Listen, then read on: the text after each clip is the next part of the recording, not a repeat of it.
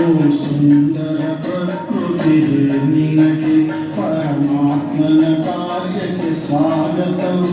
ಓ ಸುಂದರ ಪ್ರಕೃತಿಯೇ ನಿನಗೆ ಪರಮಾತ್ಮನ ಕಾರ್ಯಕ್ಕೆ ಸ್ವಾಗತವು.